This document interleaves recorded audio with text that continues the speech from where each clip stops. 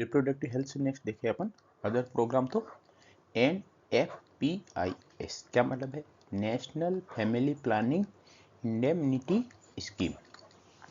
ये कब लॉन्च किया गया था? 1 अप्रैल 2013 में इसको लॉन्च किया गया था।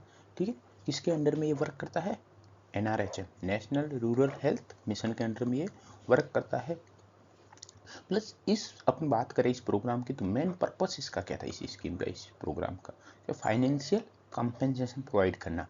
यदि किसी को कोई भी यदि स्टेलाइजेशन प्रोसीजर है, ट्यूबोक्टोमी या वेसेक्टोमी, कोई भी प्रोसीजर यदि कंडक्ट होता है, उसमें यदि कोई भी प्रॉब्लम होती है, कौन कौन सी प्रॉब्लम इसमें कवर की जाती है कि डेथ हो गई, प्रोसीजर के बाद डेथ हो गई, या फेलियर ऑफ द प्रोसीजर हो गया, या कोई मेडिकल कॉम्प्लिकेशन हो गया, या कोई भी लीगल इश्यू हो गया, ठीक है, which are faced by the doctor या हेल्थ फैसिलिटी, उस कंडीशन में कंपेंसेशन प्रोवाइड किया जाता है। ठीक है ना, और यही इस प्रोग्राम का मेन एम है या पर्पस है। और कंपेंसेशन की रेस्पॉन्सिबिलिटी किसकी होती है प्रोवाइड करने की? वो स्टेट या यूनियन टेरिटरी होती है, वो रेस्पॉन्सिबल होती है क्लेम को प्रोसेसिंग के लिए और पेमेंट के लिए। और उसके लिए इंश्योरेंस है, ठीक है, स्टेट या यूनियन टेरिटरी जो भी प्रोवाइड करता है, ठीक है, वही इंश्योरेंस है किसके अंडर में कवर होता है? ICICI के अंडर में कवर होता है। तो ये भी हमको पता होना चाहिए कि इंश्योरेंस है वो किसके थ्रू प्रोवाइड होता है, और इंश्योरेंस जो भी पेमेंट है उसके लिए, पेमेंट के लिए, क्लेम के लिए, प्रोसेसिंग, उसका पूरे सिस्टम के लिए कौन रेस्पॉन्सिबल होता है? स्टेट या यूनियन टेरिटरीज। नेक्स्ट देखिए अपन कंपेंसेशन कितना मिलता है, कि अपने देखा कि कवर करता है, डेथ को कवर करता है, ठीक है ना, प्लस कॉम्प्लिकेशन को कवर करता है, फेलियर को कवर करता है, या कोई भी लीगल इश्यू है, ठीक है ना, which are faced by the doctor या फैसिलिटी, उस कंडीशन में, हर किसी कंडीशन में कितना कंपेंसेशन प्रोवाइड किया जाता है।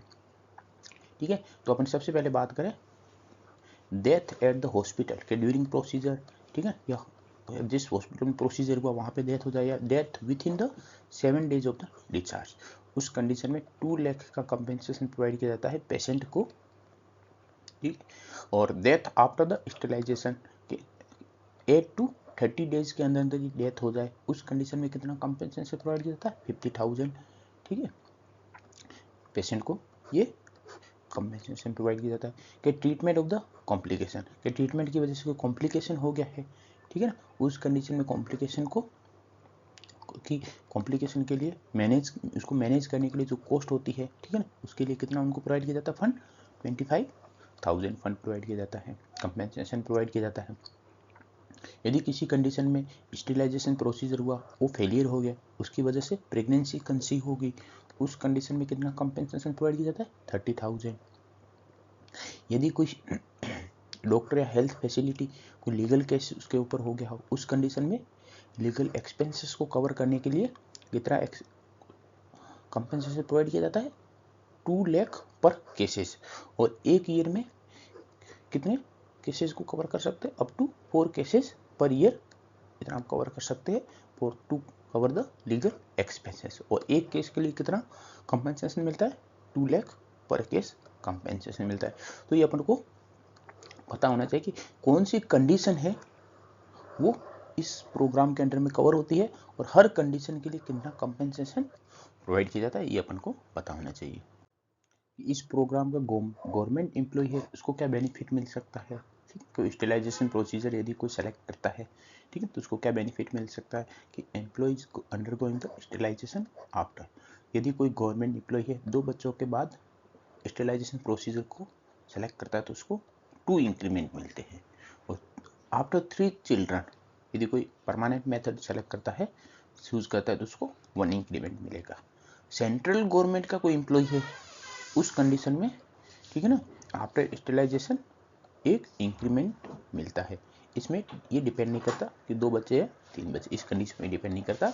बाकी अपन स्टेट गवर्नमेंट का कोई एम्प्लॉय है तो उसको 2 बच्चों के बाद स्टेलाइजेशन प्रोसीजर को यदि सेलेक्ट चूज करता है तो 2 इंक्रीमेंट, और आफ्टर 3 चिल्ड्रन यदि कोई स्टेलाइजेशन प्रोसीजर को कोई एम्प्लॉय यदि सेलेक्ट करता है, चूज करता है, तो उसको 1 इंक्रीमेंट मिलता है।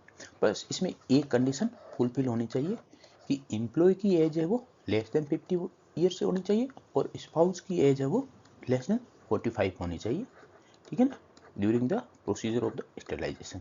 यदि ये फुलफिल हो रहा तो ये बेनिफिट मिल सकता है। प्लस स्टेलाइजेशन को गवर्नमेंट एम्प्लॉय है तो उसको स्पेशल लीव भी प्रोवाइड होती है, ठीक है। स्टेलाइजेशन प्रोसीजर जिसके जो स्टेलाइजेशन प्रोसीजर के थ्रू जाता है, ठीक है, कि यदि कोई वुमेन है, ठीक है, वो स्टेलाइजेशन प्रोसीजर को चूज कर सकती है। जैसे ट्यूबेक्टोमी तो उसको 14 डेज की लीव सेक्शन हो सकती है। मेंस जिसमें कोई वेसेक्टोमी यदि सेलेक्ट करता है तो उसको 7 डेज की लीव मिल सकती है।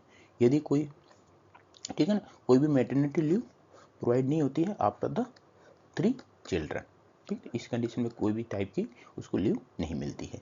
प्लस एडिशनल गवर्नमेंट मेजर देखा कि इंक्रीमेंट मिला, इसके अलावा और क्या बेनिफिट मिल सकता है गवर्नमेंट एम्प्लॉय को, तो उनको एक ग्रीन कार्ड इश्यू होता है, ठीक है ना। यदि किसी ने परमानेंट मेथड को अडॉप्ट किया है तो उसको 2 बच्चों के बाद उसको ग्रीन कार्ड इश्यू होगा। इसका क्या फायदा हो सकता है, ठीक है ना, ये एक तरह से green card act as a recognition and priority in the services.